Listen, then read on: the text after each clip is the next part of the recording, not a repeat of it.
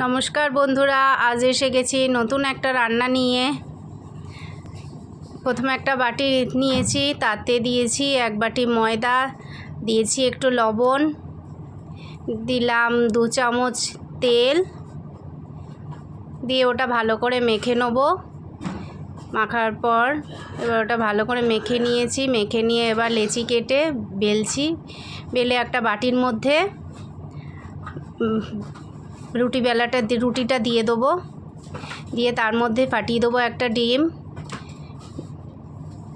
দেবো এবার একটু লঙ্কা কুচি, একটু পেঁয়াজ কুচি, একটু লবণ, একটু টমেটো কুচি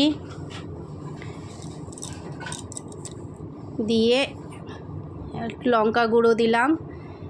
দিয়ে এবার আরেকটা রুটি তৈরি করে তার উপরে ওটা বসিয়ে দেবো। একটু বাটারও দিলাম।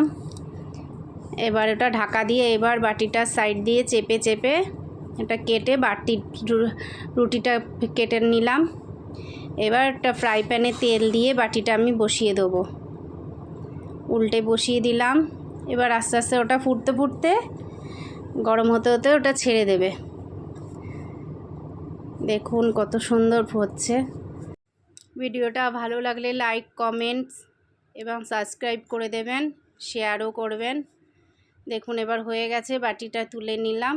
সুন্দর গোল হয়ে গেল। এক পিঠ ভাজা হয়ে গেলে আমি এবার এটা উল্টে দেব।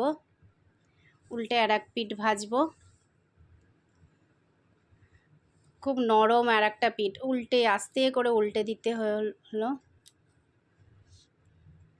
এবার দুটো পিঠই ভাজা হয়ে যাবে। ভাজা হয়ে তুলে নেব। আমার ভাজা কমপ্লিট।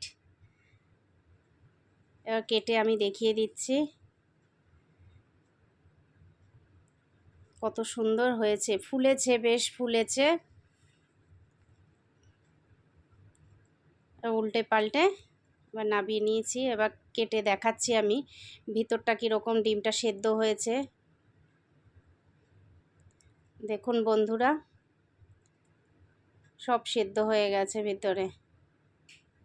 খেতেও অপূর্ব হয়েছে। টাটা, দেখা হবে আবার পরের ভিডিওতে।